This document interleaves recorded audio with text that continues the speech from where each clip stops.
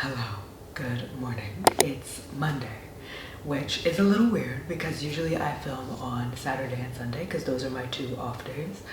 But I took Monday and Tuesday off just because the busy season of my job, where you are literally fighting for your life, is from about March to July, August. So the end of the year into the beginning of the year is kind of when we relax, we don't have as many projects to put in.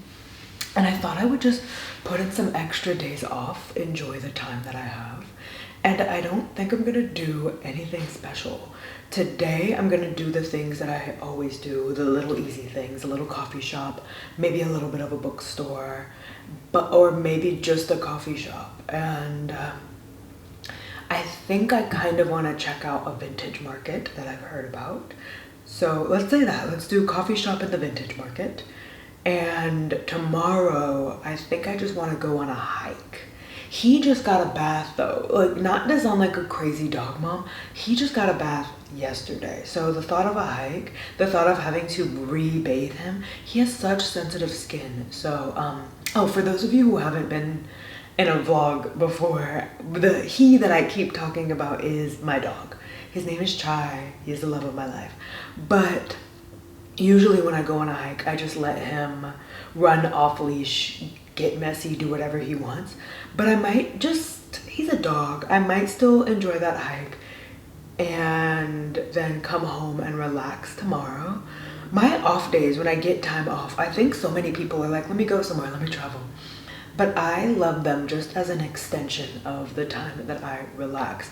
There's also a yoga studio not far from me that I kind of want to check out.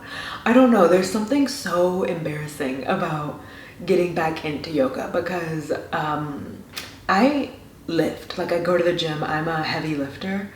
So the concept of stretching and recovery is important. But since I'm such a heavy lifter, I always have tight muscles. So I am borderline inflexible due to those tight muscles. And I know it's the cycle of like, I have tight muscles because I don't stretch, but I don't stretch that often because my muscles are so tight. So I kind of want to check out that yoga studio if I get up the guts. If I'm not feeling it after that hike, I'm not going to do it, but I might just like hold myself accountable to trying something new, getting outside of my comfort zone, and we may do that tomorrow. I may find the easiest level class to go to. So all that to say, I am gonna have just a normal day of doing normal things today. I am trying to tell myself to try a new coffee shop, but there is nothing worse than trying a new coffee shop and there are no outlets or something like that. So we're gonna go find a new coffee shop. I want to tell you what book we are reading, and that is The Shadow of the Gods by Gwynne. Now, I'm going into this one blind. There's a perfectly good synopsis on the back. I'm not gonna do it. I want to meet these characters authentically, how the author wrote them. I would like to meet this world authentically. And this is what I'm getting into. This is the very first, like, I'm gonna say this, but this is just like how I've seen these books in the world.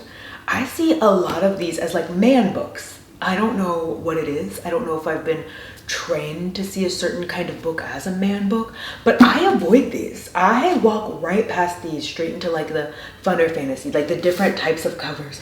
These are books that I'm like, oh, these are the man books. These are the boy books. I'm gonna walk right past those. So this one specifically went on my winter TBR because I've avoided the man books so much, and I'm trying to approach reading without that like, ooh, this is not for me, I belong in the kitchen, you know? And I can't even tell you what led me to seeing these books is that way.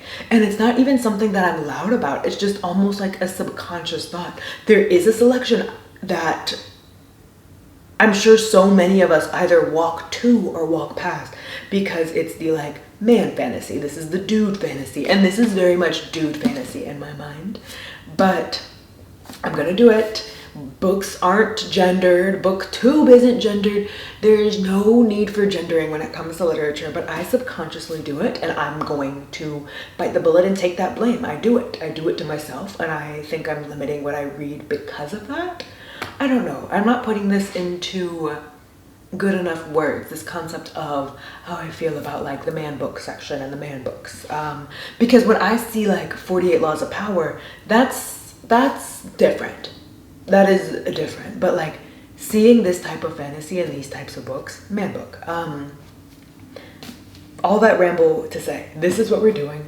This is what I'm starting. I have said that one of my new goals coming into this next year, this next season of reading, is more epic high fantasy, more world building.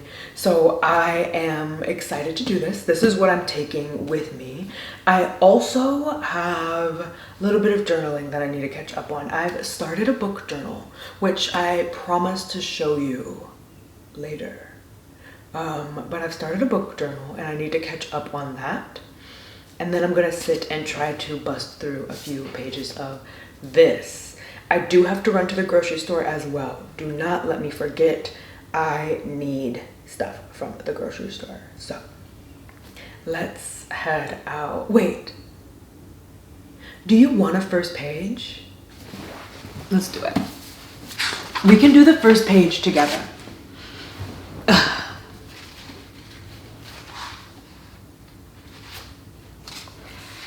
Chapter 1, Orca.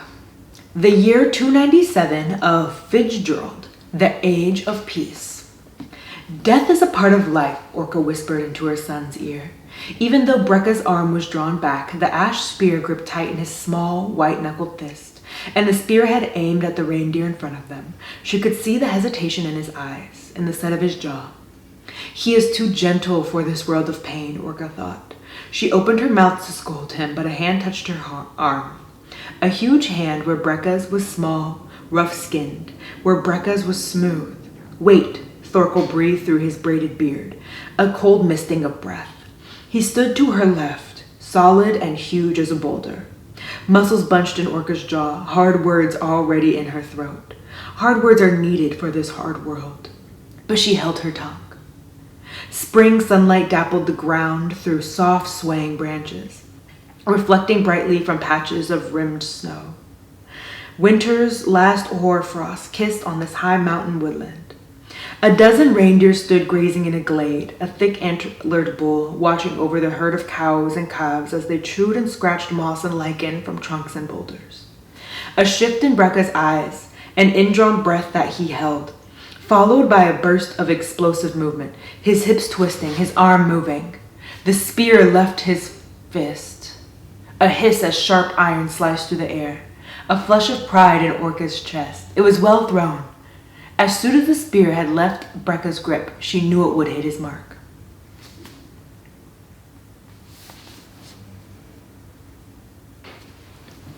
Do you know how many times I have complained about telling and not showing? Do you know how many times I've complained about that? And let me tell you, look. This is what I mean by show and not tell. Just little moments of an indrawn breath that he held, hips twisting, or there were hard words in her throat, seeing the hesitation, seeing a set of somebody's jaw. I'm not told these person's feelings. These feelings aren't told to me. I'm seeing inflection. I'm seeing a press of a jaw. I'm seeing movement. I'm seeing insecurity. I'm seeing thought. I'm seeing hesitation. I'm being shown these. You guys, that was one page. This better not let me down, because that page really gave me everything that I've been wanting. And it's just a page, not to be dramatic. But did you hear that first page? And it was such a gentle first page. I wasn't given this insane action scene and getting captured, or this person jumping into this assassin's guild, or it didn't come in immediately with something that felt overly crafted or overly dense just to grab the reader's attention. This introduced me to some characters and it introduced me to the season. I got to experience the season and also that little bit of hint. I feel like it's a hint that I was told that this is the age of peace. This book is 478 pages. Let's see how far I get today. I'm excited. That was a good opening. That's exactly what I needed. That was a good first page. Let's go get me some coffee. And let's go try a new coffee shop.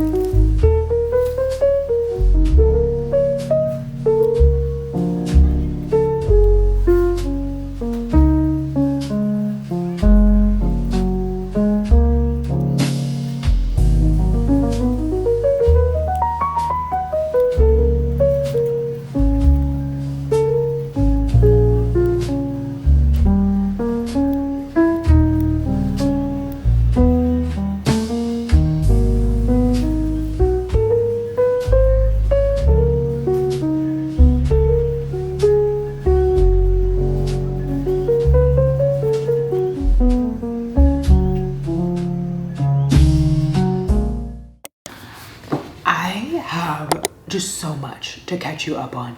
We'll get to the book in a second. I just have something so important to tell you. So, you know how I had to talk myself into going into a new coffee shop? It was cute. The coffee wasn't that great. I will go back though. Like, that will be such a beautiful place to go sit down when the weather is nice in the afternoon. They're open from 7 a.m. to 7 p.m. and that little side seating area was just so cute. It was covered. The only thing I didn't like was the amount of people that were smoking back there. I don't know. I think I've been spoiled by a lot of the seating areas that at my other coffee shops. I don't see many other places where I frequent where there's been that many smokers, but this one had a continuous flow of people smoking, which kind of ruined the vibe a little bit. But no, the seating was cute. The little spot that I had was adorable. I did love it out there. Now, you know how you make that like pantomime, awkward sort of conversation with somebody when you want to go use the bathroom and you want somebody to watch your stuff? The lady next to me, I did that. I was like, hey, will you keep your eye? So I did that. And she was like, yeah, no problem. I sat there, I read a little bit, and then I decided that it was time for me to go. I was getting hungry. As I stood up to leave, she said, oh, have a nice day. And I just saw that she had the biggest stack of papers in front of her that she was like scratching up and working on. And I was like, do you mind if I ask what you're grading or what you're working on? You've been really into it for the past hour or so. And she said, oh, it's just a research paper. And I was like, oh, what's the research about? And she says that she is researching the resources and the literature and the libraries provided to inmates internationally. And she's interviewing and visiting prisons across the world in order to research these things. And I was like, okay, so first of all, that is so important. Second of all, how does America stack up in the world? Because in my mind, America is the worst thing on this entire earth when it comes to the prison system. Just how I conceptualize the American prison system, it's the worst. And she was like, in comparison to a lot of other prison systems, ours is extremely forward thinking. We're no Norway, but we are leagues ahead of other prison systems, which in my mind felt really good to hear, but at the same time it was baffling to hear that a prison system that I know isn't great is leagues ahead internationally. So then I asked her, I was like, okay, so who are you? Who are you doing this? Are you a professor? Do you teach? Why are you researching? And this is why I wanted to tell you about this. She said that she works for ALA, the American Library Association. And I was like, okay, break that down for me. And she said that the American Library Association believes that knowledge is a human right. And for anybody to deny you your basic human rights, they believe that it is their priority to fight back against that. They see knowledge, literature, reading as a human right. And she says she works for the American Library Association, and they work on standards, they work on policy, they work in bringing in systems, they work in bringing in not only books, but bringing in resources and classes into the prison system. And the library is so amazing. The library is such an important thing that we have. And I don't even think I fully know the depth of what the library does for this country. Even her, she was saying like, they have classes for inmates on how to properly write a resume, how to transition, how to talk to in a job interview in order to handle difficult discussions, like why they were in prison, in order to handle legality issues, in order to handle themselves in a workplace setting and go forward and get a job and get out there. They help review and they help work on their interview skills, and they bring in and fight for certain reading materials. And it comes down to them fighting and petitioning and discussing with state senators and getting funding and fighting for this. But I have never in my life heard it worded that way. Knowledge is a human right.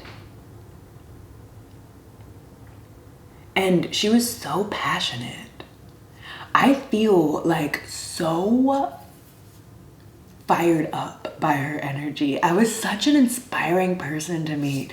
I'm so glad I stepped out of my comfort zone and went to a different library today. And I feel bad because I wanted to be like, can I put you on my silly little booktube vlog? I desperately wanted to just talk to her some more and hear what more she had to say. She and I are gonna get like brunch or something. Maybe I can convince her one day. I don't want to like put that out there, but I have never felt so inspired by a person. And I'm over here like, I love the library because it allows me my books.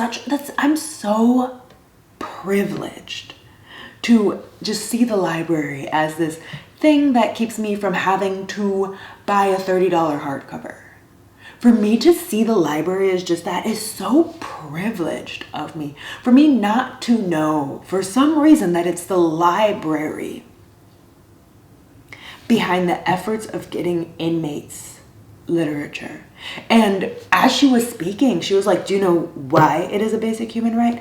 Because to not allow somebody this knowledge and to not allow somebody library, she was like, part of my research is on the return rates of prisoners who have gotten out, and due to the fact that they did not have knowledge readily at hand, how many prisoners who have been in prisons without libraries versus the ones who have been in prisons with libraries, the return rates of them. And of course the ones without libraries, the amount of people that cycle back through the system, the pipeline of not allowing people knowledge. You guys,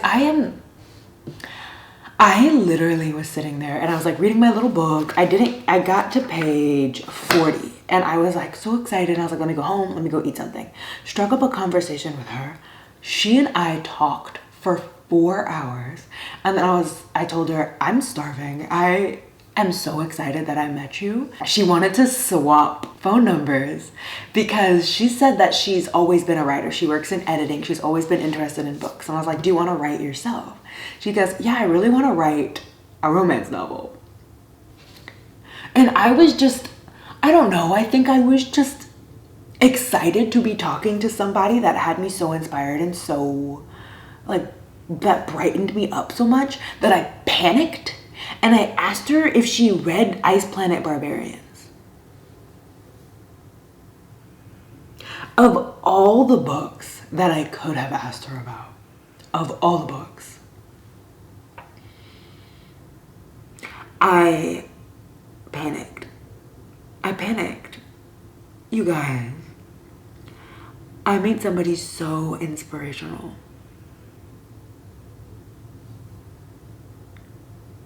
And that's what I bring up. And she was discussing about some of the leaders that she worked with. I don't know if I can put all her business out there. I know I haven't said a name, but I also don't want to put like all this business out there because I don't know if this is behind the scenes or what's going on with that. But she was talking about some very, very pronounced poets and Black figureheads that she works alongside to educate herself, to get a better look into the prison system, because she said that as a white woman, she can't possibly understand the depth of what she is working in. And she's just one person in a large team. But even then, she said that she has the privilege of not having an intimacy with the prison system. She says that you understand people getting arrested, and she's had people in her life that have been arrested, but there's an intimacy with the prison system that she will never have as a white woman. And I was like, the way you've said that is so amazing and so great. And I like left there like, I'm gonna go start a rally. Like I was like, I'm gonna burn down America. Like I left talking to her, wanting reform and wanting change, and walking around just feeling how amazing the library is and how much knowledge is power. And I'm gonna see if I can get some reading materials with all the people that she works with. I'm sure she'd have some great books to recommend me, so give me a second. She and I are gonna plan coffee or something, but it's more like a friendly coffee. I don't want to just pick her brain. So, but also she's a writer and a reader. She loves books, so I know she has books to recommend me, so I'll get back to you on that. I promise. I'm probably gonna ask her sooner rather than later about materials that she likes or things that she's even referencing. She's writing a research paper. I know she's referencing materials and she's getting into the nitty-gritty, so that was just so exciting. Now that we've gotten my important sociological work done, let's talk about this book. Again, I did get so distracted talking, so I'm only 40 pages through, but these 40 pages are going so hard. Let me just set the scene because you jump a couple of different points of view.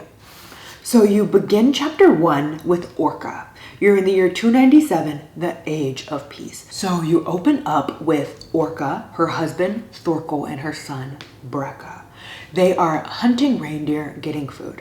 And in the midst of trying to throw a spear, the reindeer are disturbed. They're caught off guard and they run off. Their mark is missed and they're like, what scared the deer? And a ginormous ashen gray wolf called the fell wolf steps out of the forest. And this wolf is marked up, scratched up, bleeding. There are wounds all over it. And it goes off, but it's not hunting the deer. It seems to just be in a different headspace. It's not focused on prey. Its prey drive isn't up. It's just running. So Orca and her family are discussing what would harm a wolf like that. These creatures, fell wolves, are predators. There aren't many things that could wound a predator like that as much as that one was wounded. And they discussed where it was running off to, if it was running away or to something, just kind of what was going on with that. Then they hear screaming off in the distance. And it comes in like large, long, keening cries. And they have a friend who lives down there. So they say, let's walk, let's get over there, see what's going on. When they get there, the father is dead at the gates. He was killed on impact. The mother is up on the wall and gutted. So the screaming seems to have come from her. And their young son, who used to play regularly with Orca's son, Brekka, he's missing. And looking around, they're looking to see the effects. This looks human done. And Orca brings up, like, we're in this year of peace, we're in this age of peace, but if this is peace, she then says, they call this the age of peace because the ancient war is over and the gods are dead.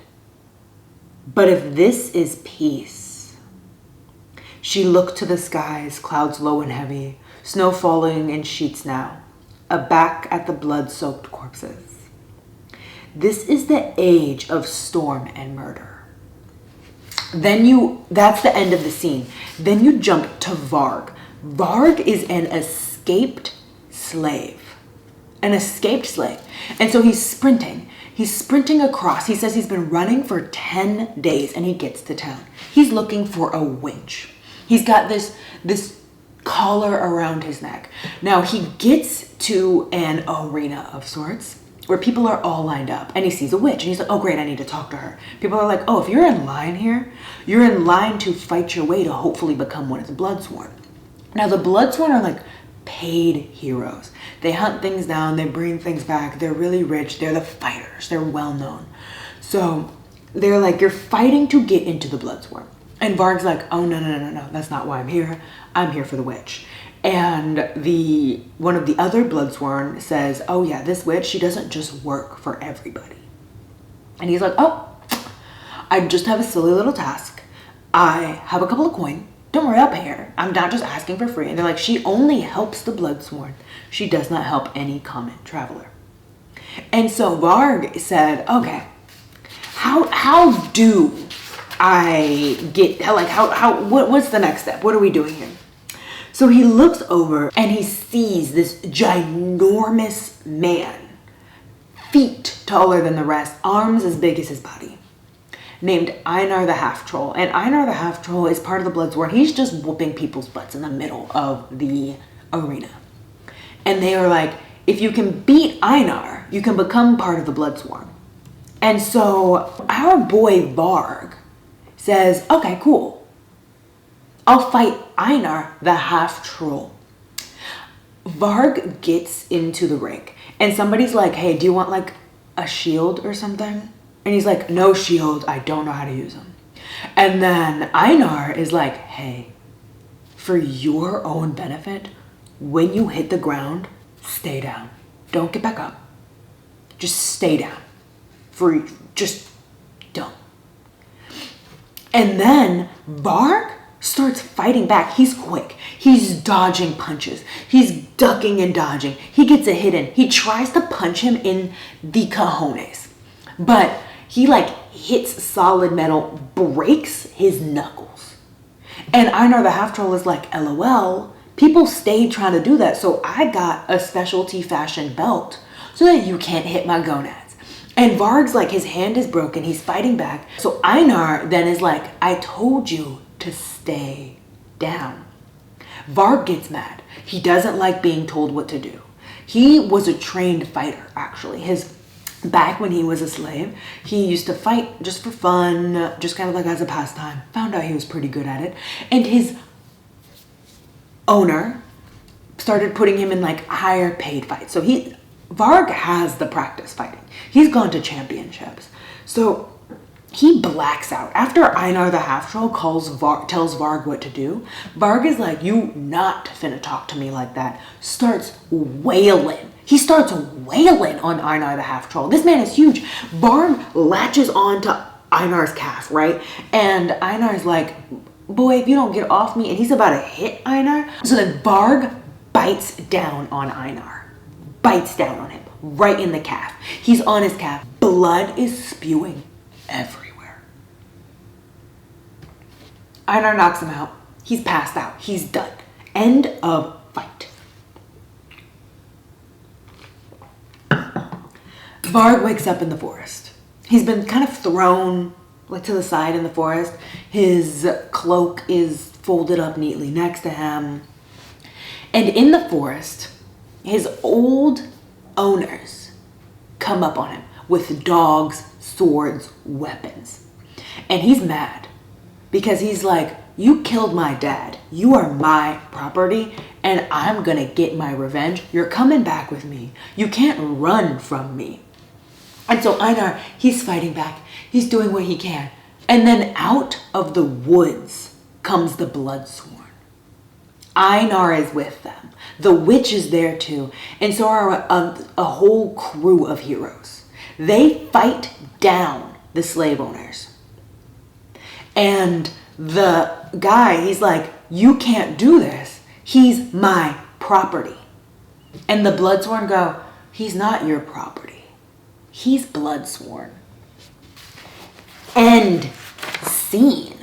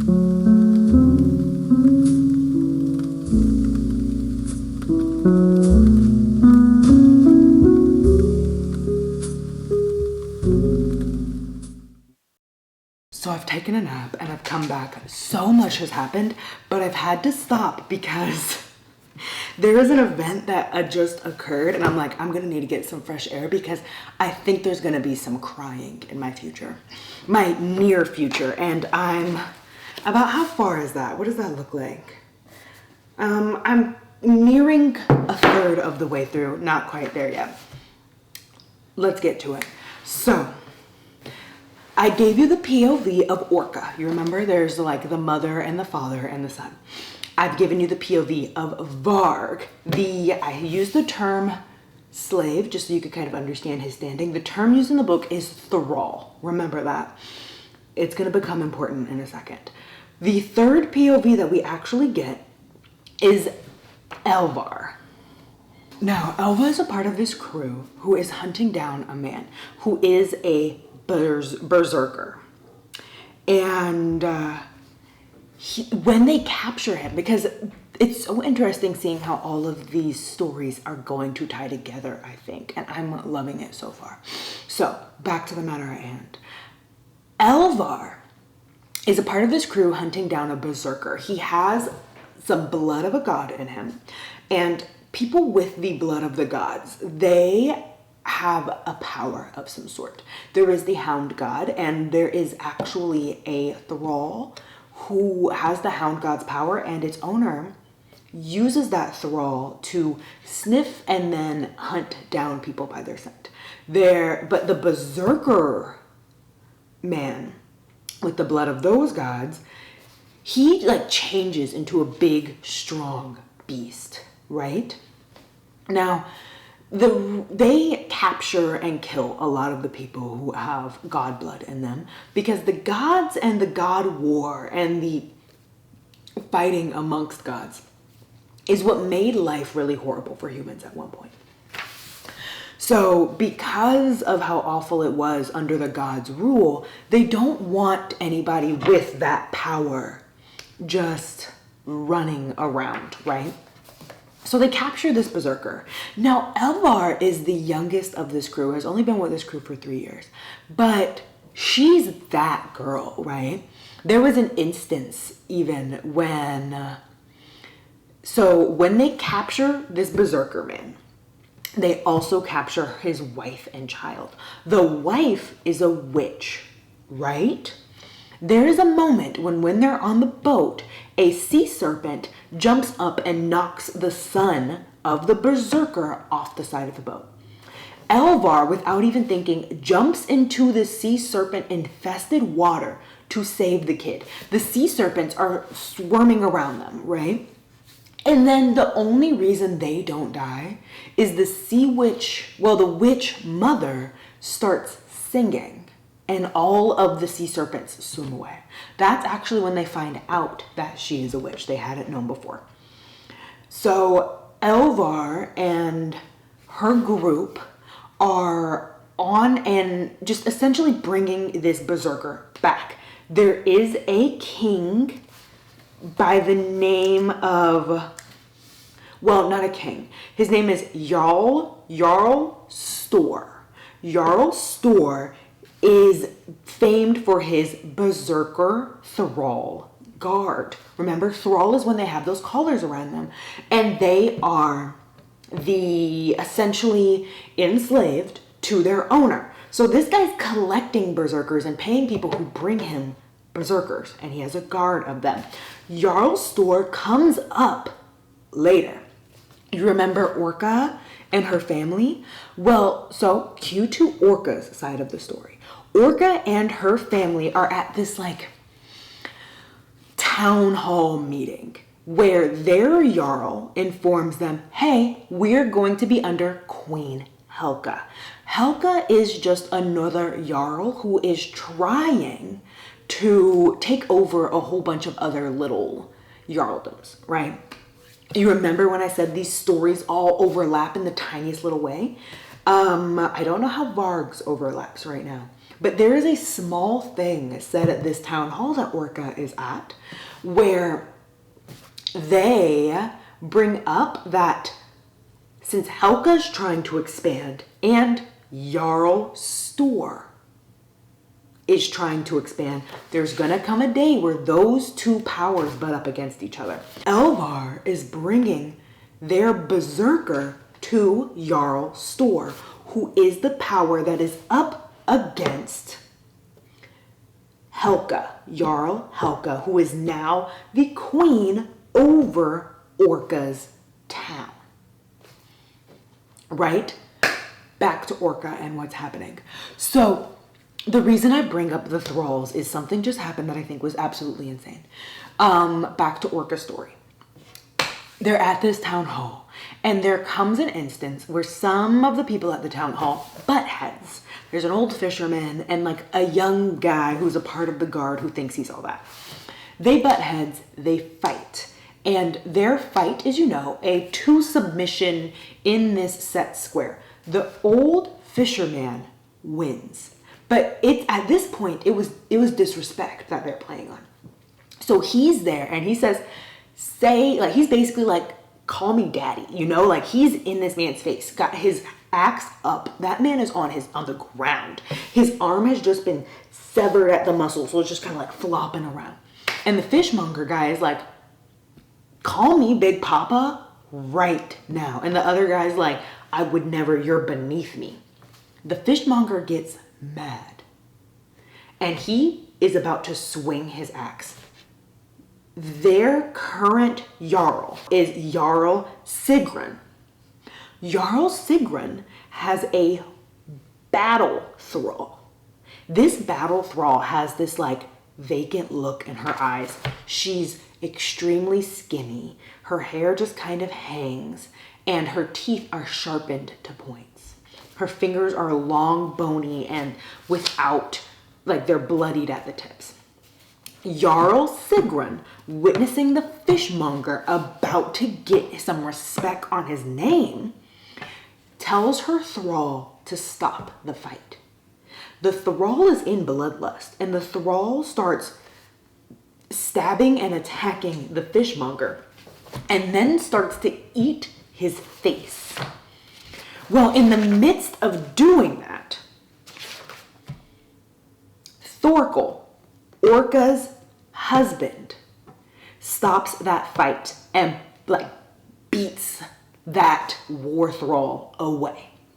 Now Jarl Storgen, the one that was like, please stop the fight, right, is over here discussing, and she's like to her thrall, and she's like, I told you to stop the fight. I didn't tell you to kill that guy. You listened to me.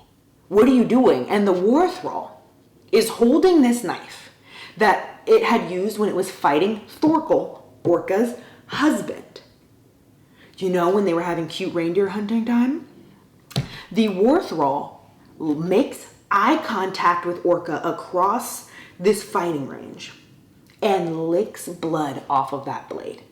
And Orca's scared because she thinks it's her husband Thorkel's blood. Now, you get so much cute family time with Orca, her husband, and her son, Brekka, right? Brekka has found this insane monster creature that was a little injured out in the forest. And this monster creature is a part of the monsters that like to eat, teeth. They like to eat teeth and bones and blood. Specifically, they like teeth. Her son has rescued one of those because it was injured and it's a baby and it wasn't allowed to be with its family, whatever.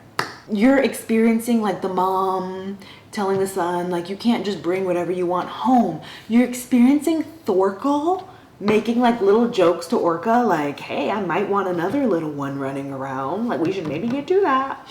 And it's so cute, the time that they're spending and the time that they have, right? Now, in the scene I just read, I have another cool scene to tell you. We'll get to Varg in a second. Don't worry, I'll catch you up on Varg. But Orca went to an ancient ash tree where there is a tree spirit that protects the forest, protects the land, and is the spirit of this tree. They are ancient, essentially a god type creature, right?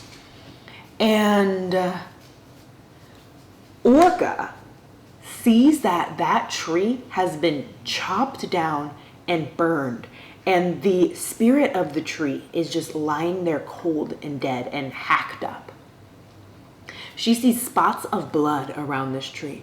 And again, she's like, who has come into our land and is doing this? Because you remember at the very beginning of the book, her neighbors had just been horribly murdered.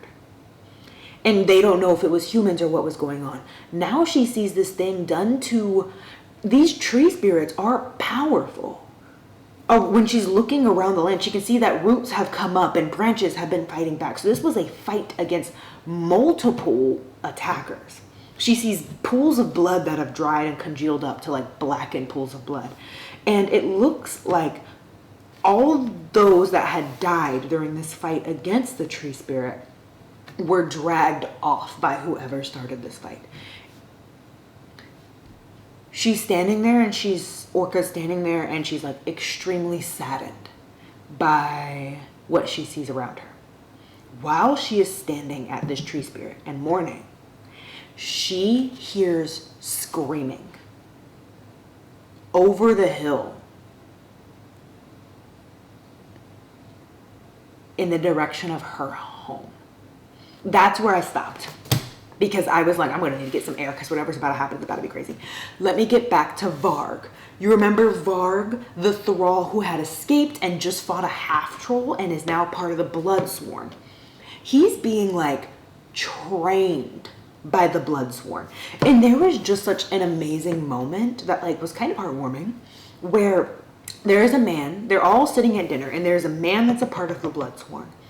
And there is a prince that comes, and he says, hey, I'm going to need that man. He is a murderer. He needs to come with me. He's a horrible person. He needs to come with me. And the ruler of the Bloodsworn, the leader of the Bloodsworn, he says, the Bloodsworn have sworn an oath to me and I to them. I protect them just as much as they protect their brothers and sisters around them. So respectfully, he's staying with me, and you gonna need to get on. And the prince is like, I would really hope you wouldn't sit here and disrespect me like that. And the leader of the Bloodsworn is, no disrespect, it's just oaths. He's literally like, it's just business, baby. Nothing personal, it's business. And the prince is like, I'm a go hang out at a brothel for the night. When I get back, we're going to have this discussion one more time, and I'm really hoping we don't have to make this a bigger issue. Mind you, when the Bloodsworn leader was on some like get to steppin', all the Bloodsworn stood up. And with them, Varg stood up too. Like that feeling of brotherhood, I know that was crazy. Now, one thing we need to know about the Brotherhood and the Bloodsworn and what's going on there. You're apparently not fully Bloodsworn, and you don't take this oath and become part of the Bloodsworn until you have done something that the leader sees as honorable and worthy of becoming fully a part of them. And then you have this big ceremony and you become a part of them. So Varg has made a little friend, and he's like, oh, I'm trying to become one of them too. I haven't done anything noteworthy yet though, so I haven't been fully, like I haven't taken the oath. And Varg, he's just learning how to use like a shield. So there's another Bloodsworn that's teaching him how to use a shield, teaching him how to use a sword. He's learning lessons like you don't hold the shield close to you, because if a spear goes through it, you're dead. There's no point in that. You need to hold the shield out here to at least slow down, and if you just get pricked, you're good, but it won't. He's like learning lessons like that. He's learning how to properly hold a spear. And it's interesting because you can tell that this author came in with fighting knowledge, which is lovely. Being able to discuss like shield placement and bringing that into the story made it so much more real for me. Rather than the author just saying, he learned some fighting and it was exhausting and his arm was tired and he was struggling and he was getting pounded. You know, it's usually, but like to actually put in these learning moments and the discussion back and forth, I also want to say a lot of the lore that I'm getting is Thorkel, Orca's husband Thorkel, telling his 10-year-old son like and explaining things to him, which I love. I'm not getting the lore dumped in any other way, but a lot of Orca's storyline, the discussions that they have with their son about like being a good person and truly going out and doing what is important and how these things work. Like when that fight was breaking out between the two guys on principle, Orca was explaining to her son and leaning down and explaining why they set these things up and the meaning of the words behind it and what the rules are and all of these parts. Now, another thing that I forgot to tell you. You remember when I said Orca's little town by Jarl Storgen is now ruled by Jarl Helga, who is the enemy of Jarl Stork, right? Remember that. Jarl Helga. I don't like what happened with her thrall. I don't like that the fishmonger had to die in that way. I'm not really sold on Jarl Storgen. I'm not sold. I don't like that situation. That did kind of make me upset. But she did seem really angry at the whatever. I'll put some opinions out on her later. However, Jarl Storgen was very open about how the reason that she just so quickly said Jarl Helga is now our queen is because you could either agree and it's all chill, or she thought that Jarl Helga was just going to make this a fight. And that was not a fight that their town was going to win. So Jarl Storgen was like, hey, I'm going to be honest with y'all. Either we died or we gave in. You can still fight. I'm not fighting though. That's kind of what was happening there. Also, do you remember Elvar, the fighter who was hunting down the berserker and caught him, right? With her crew. She didn't do it by herself. There's a whole crew of them. They were discussing something. So Elvar has some disbelief in a lot of their stories, right? And one big part of the lore is that the dragon god wasn't so much killed and defeated as it was thrown underground into like a cave and kept there. And one thing, Elvar doesn't believe this dragon god existed at all. Because, so what they call the people with with god blood in them, you know, the people that have like a little bit of powers, they're a little bit different. The ones that people are killing to keep peace. They've never met they call those people tainted because they're tainted by god blood, right? Nobody has ever met someone tainted with that dragon blood. Do you see this cover? All I'm saying is that I think we're going to get some answers. I had stopped at Orca's when she heard the screaming. Next, I get back to Varg. Let's go get some fresh air and take care of the sun. And then we'll come back and settle in and get some nighttime reading done. I'm having a great time. It's very character driven, I would say. I'm enjoying that I haven't been told what we need to do is capture a princess or what we need to do is defeat this person. That's not what I'm getting. The world building and the lore building and the people building. Also, this feeling of vastness is great. I feel like this world is huge because I have people on these ships. I have these ginormous monsters. I have these people over here discussing how long it's going to take them to walk over here. I have Varg, who is literally ran 10 days to make it to where he was going. The vastness of the land that we're covering. And I also so deeply feel like these POVs that I have are far apart from one another. And I think it's interesting that we have chosen them to be our POVs.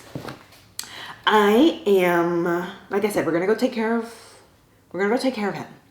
He's going to need some time outside. We're going to go take him to, I want to go check out Lake Travis. It's only like 30 minutes away from me, I think. Just a quick little drive. He hasn't been in the car. He hasn't been on a trip in a minute. I know he'll love that. So I'm going to go take him up to Lake Travis. We're going to go on a walk. I don't think I'm going to throw in an audiobook. I'm going to just enjoy the walk. And I really want to make it through some more of this. I'm not going to bed until I figure out what has happened with Orca. And one thing I love about this book is when you get through one of these POVs,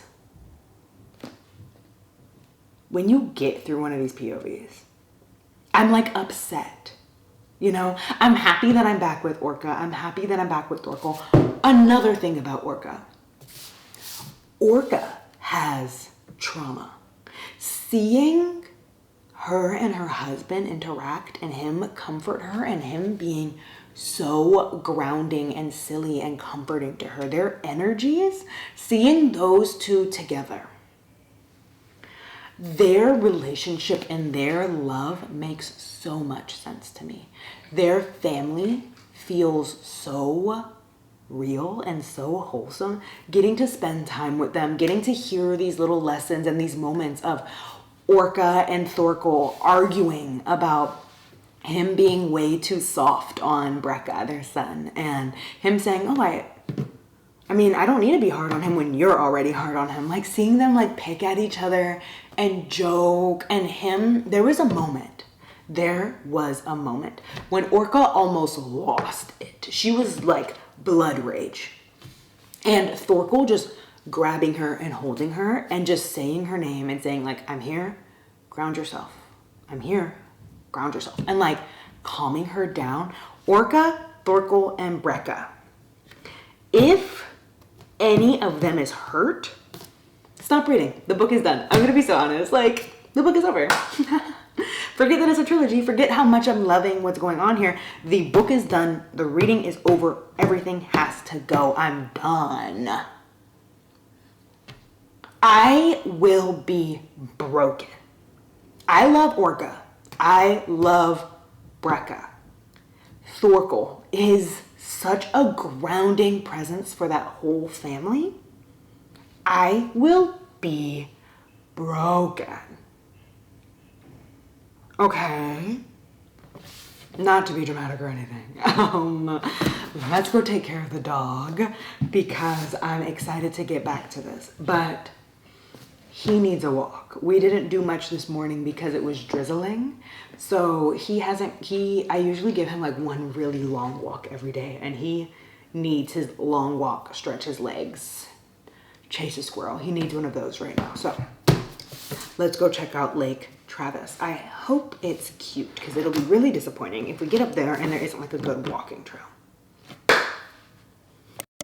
No, I don't want, just said it was. I'm loving what I see it for. Don't give a fuck or anyone. I got what you need, baby. Listen to me speaking. No, I don't want, just said it was. I'm loving what I see it for. Don't give a fuck or anyone. I got what you need, baby. Listen to me speak.